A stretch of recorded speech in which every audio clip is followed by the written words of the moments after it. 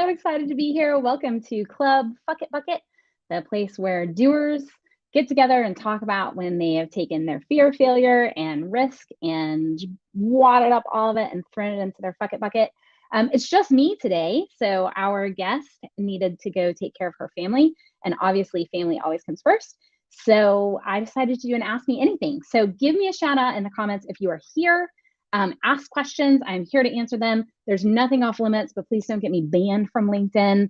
Although I always walk the line. I don't know if y'all know this or not, but every single week I go in and I download all of my content and my contacts because at some point I assume that I'm going to get kicked off the platform and I don't want to lose everybody. So, hello, I see you there. Super good. I'm amazing. Thank you for asking.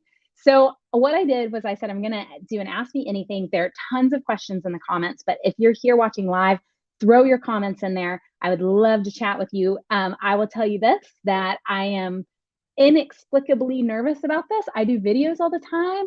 I do, hey, Mary. I do podcasts, all these things. Tanya, I'm so glad you're here. Tanya's going to be a guest pretty soon. So y'all keep a lookout for that. I think August 5th, maybe. I'm so nervous. I was afraid that nobody would ask anything and nobody would show up and it would be the absolute worst thing that I've ever filmed and put out on LinkedIn. And then I was like, and then nobody will ever watch it again. And then I won't ever get jobs and I'll be homeless. And so this is the way my anxiety works. But luckily, tons of amazing questions. So I am just going to start going through the comments. But if you're here, Tim says, do you have any suggestions on how to keep your personal life boundaries when you have pressure to set them aside to meet goals? Well, Tim, thank you for asking that. I'm sure that you said, so Tim and I work together. So Tim actually sees this in real life. What I do is I just shut down everything and I curl up in my bed with a bag of Cheetos and a beer. So I don't know if I have any great ones, except work with a team who absolutely respects that you need to do that and demands it. And when they don't, call them out on it. And that happened to me actually last month. And it was total accident, right? But I got so caught up in meeting goal and end of quarter and all these things. And one of my potential clients actually called me out on it and was like, hey, I feel like this isn't what I would expect from April freaking Palmer. And I was like, oh yeah, no, actually, thank you for calling me out on that. And I just kind of told my boss and stepped back. So Tim, the answer is just come visit me and we'll eat Cheetos and drink beer together and it will be amazing. That's all I got for you. Yes, Cheetos and beer for the win. So good. I know, Tanya, is not my fault. This is the way my anxiety works. I actually just finished recording a podcast a few minutes ago, and I was talking about my anxiety because I have so much anxiety, a level of anxiety that is beyond the normal person. When my kids walk out to the mailbox to get the mail, I'm like, I love you, just in case they get hit by a car, and I never get to tell them again. That's the level of anxiety that I have. Which is why I actually started the whole Club Fuck It Bucket thing, is because if I listened to my anxiety, I never would do anything because it would tell me all of the worst case scenarios that could ever happen. And I will believe that they will actually come true and then I would never leave the house. So instead, I just write down everything that I'm afraid of and all the ways that I could fail, and I crumple it up and I throw it in my Fuck It Bucket, and then I just go do the thing, which is how I learned to dirt bike and surf and become a digital nomad and raise my kids because I'm terrified of that. Travel the world, all kinds of stuff, change industries. It all just goes into my Fuck It Bucket and then I just do it. So, all right, here's another one. T. Oh, I love T. He asks, do you have any tattoos? Where and of what? And if so, why the fuck not? I do. I have 4. I had to count. I'm actually in the process of having 2 of them removed. One of them is, I call it my angry salamander. It's a tramp stamp on my lower back. And it's supposed to be a snake because when I was a kid and I had some things happen to me, one of the things that I loved about snakes is they were really small and they inspired a whole bunch of fear in people. And so I was like, I'm like a snake. I'm not. I'm just slithery. I don't know. So I drew the snake myself and it's horrible. It looks like a hypercolor gummy worm. I got it when I was 17. let's see, what else do I have? Oh, I have the like when I was a kid, we used to tan. And so you would put a sticker on like just below your bikini line. So I always did the Playboy Bunny one. And then when I got into college, I had that memorialized in a real tattoo. And then I have, let's see if I can show it here. Can you see it? It's a mermaid. It has a belly button and everything. And that's my latest one. So those are my tattoos. Oh, Tanya, I love you so much. Okay, Val. Oh, yes, my bacon tattoo. So that's my next tattoo is some of you know and remember, and some of you might not know. It is a hypercolor gummy worm. I'll send you a picture.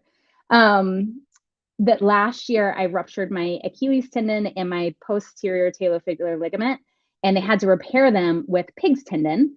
And I snort when I laugh and when I cry and when I eat. I'm just like a little piggy. That's my little piggy. There we go. Chris is like, oh my God, this is going off the rails. So where my scar is on the back of my ankle from my surgery, I'm going to get a tattoo of bacon. So that's happening. Okay, let's see. Val asks 2 questions. What is your superpower? I think my superpower is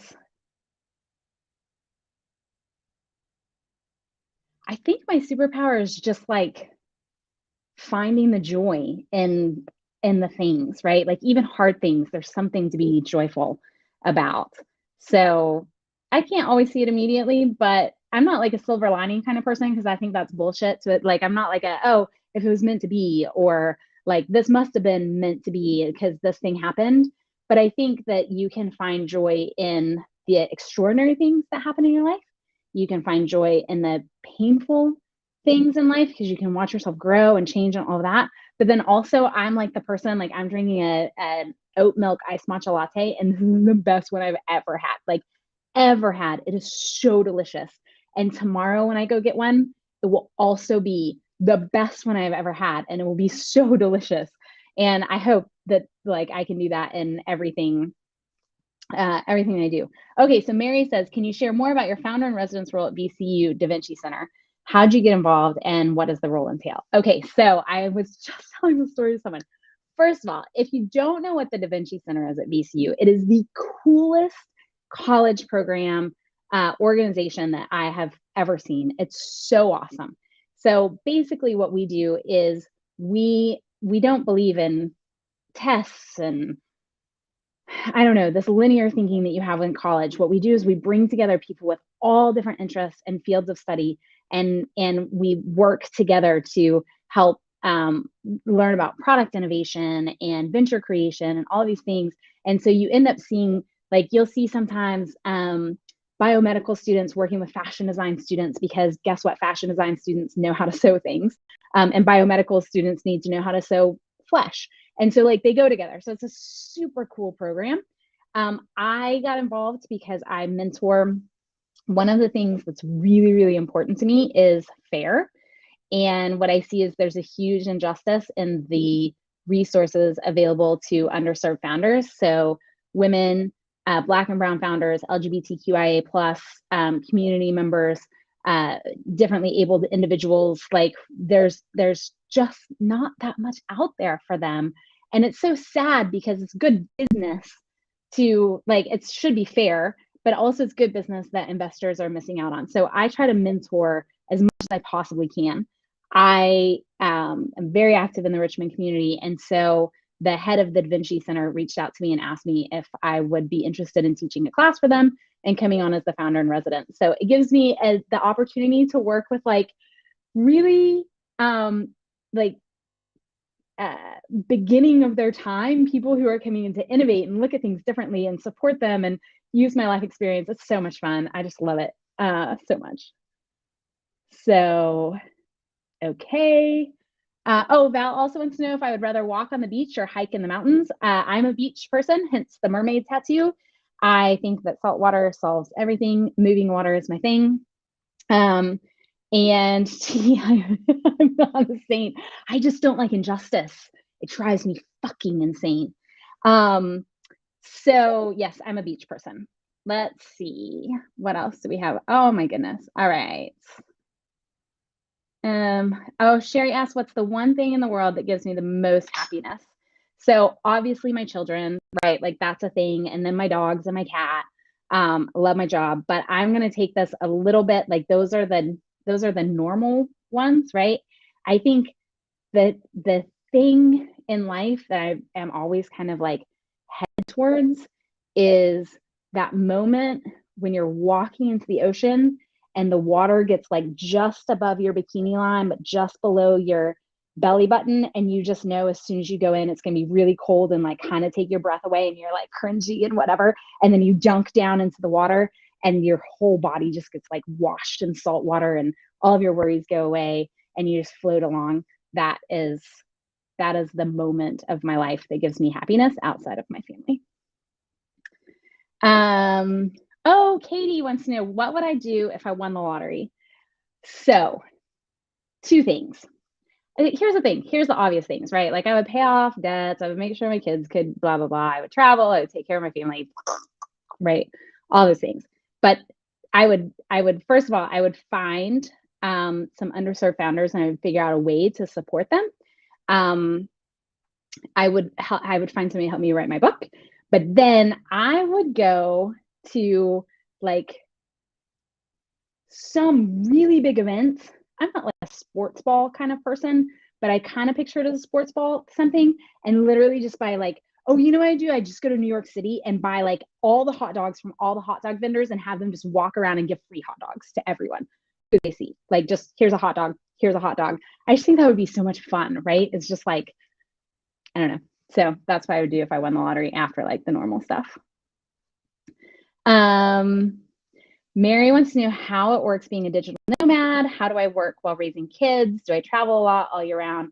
And do I homeschool? So my two oldest are 20 and 20. So they kind of take care of themselves. And we all live together. And then my youngest is 16. She does homeschool. And my 20-year-olds take care of her whenever I travel. I don't travel all year because I do love being with my kids. What I'm finding is a balance of being away 2 to 3 weeks, and then coming home for like 8 weeks or so to be with the kids, and then kind of figuring out like how to be around for holidays and birthdays and those types of things. So I like it brings me so much joy. Plane tickets are the key to my heart. That all single ladies, I plane tickets are the key to my heart. Just so you know, as a single woman, I'm putting that out there. Tanya, yeah, I'll get you a car when I win the lottery. I mean, I don't buy lottery tickets, so you're kind of fucked on this one. But if I ever do buy a lottery ticket and I win, I will absolutely get you a car. And then we will go like I'll get you a little dune buggy and we'll like race down the beach on it. It'll be so much fun. Okay, Lauren wants to know, what was a time when you did something that you for sure should have gotten seriously injured, but you walked away without a scratch? Y'all, I do so much stupid shit. It's not even funny, but I'm going to tell you about the time that I ordered an Uber. So my mom calls me. I'm in New York City. I'm a grown-ass adult, right? Like I'm an adult woman. I have children. I've traveled the world. My mom calls me. I'm in New York City, and she says, "Listen, I just heard this thing on the news, and it's called Uber, and it's where you get in strangers' cars and they take you places. Like we're not already doing that with taxis, right? She's like, if I ever hear about you taking one of these Ubers, I will hunt you down and I will kill you myself if they don't kill you first." So I was like, Mom, it's fine, whatever, fine. So we hang up, and the first thing I do is like, how do you on my BlackBerry? How do you get a Uber? So I got one, obviously, and my Uber pulls up outside of the hotel and it's like deluge, like it's just like raining so hard, like so hard. And so I run out and I like go to open the door and I'm like, open the door, because it's locked. And finally the guy unlocks it and I slide in the car. And I was like, I know it's Uber. I was like, oh my God, it's raining so hard out there. I was like, I'm so excited about this. How long have you been driving for Uber? And the guy was like, what's Uber? Turns out it was just a person, just a random person who just pulled up in front of the hotel. It wasn't my Uber driver at all. And that's definitely the time that I should have been like, I should I should have been kidnapped right then and there. Like that is how that story should have ended, but it didn't. In fact, I just got out and my Uber was behind me. So also the time that I learned how to do trapeze in DC, which is one of my very favorite things in the whole wide world. I probably should have died on that one. Okay, what was that one? What is your life song? The song you can always listen to no matter the mood. Okay, well, I mean, obviously like Hey Ya by Outkast is a good one. Right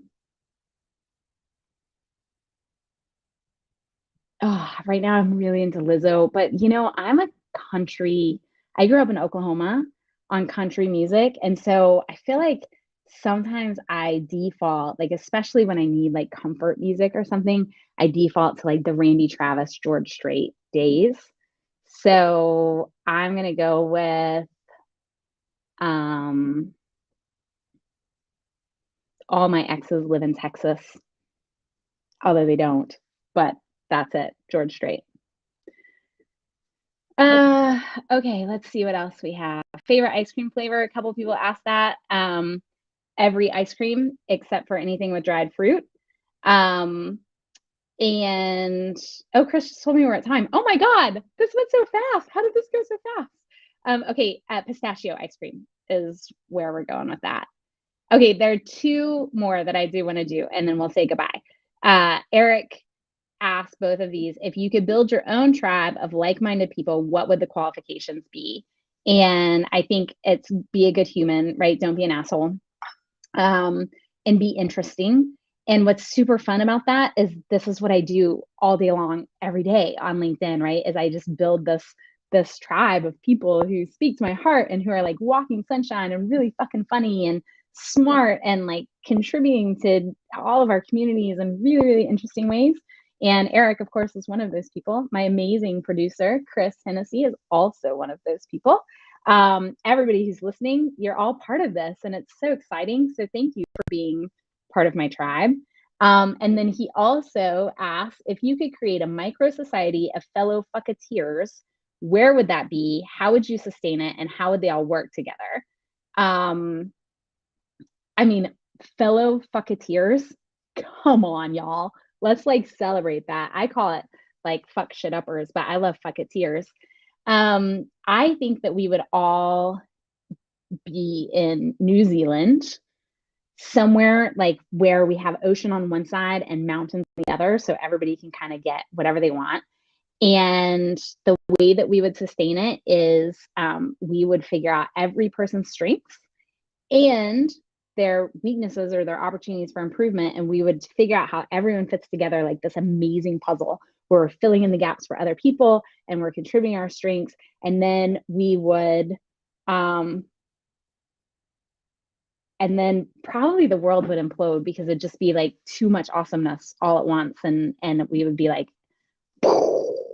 just blow too many people's minds. But if we didn't do that, then I think we would start like some sort of amazing consulting company that would go around and just help companies build out their internal processes as well as their external and their sales, focused on building and leveraging authentic relationships with other people and respect and efficiency and not doing stupid shit that doesn't make sense just for the sake of doing it. And Eric, if you want to come join that, that'd be amazing. Tanya, thank you so much. We're doing it too. So Tanya, thank you for being a fucketeer. I love you. I can't wait to have you on here. And thank you, everyone. Next live session is on Friday. Very exciting. We have Lauren Lefkowitz is going to come join us. She is my sister in clumsiness, and we should have tons of good laughs. And Mary, if you want to come on, hit me up in my DMs and I will send you the information. And we'll get you on as well. Anybody who wants to be on, hit me up. I'll send you the information how to apply. We'll let you know within a couple of days if you've been approved. And thank you for joining us. I love you. Thank you for Chris for making this happen because he's the most amazing live producer. And so if you're thinking about doing live shows, hit him up. because he's the one who actually makes this possible and turns my hot mess into something that we can all enjoy. So see you later, fucketeers.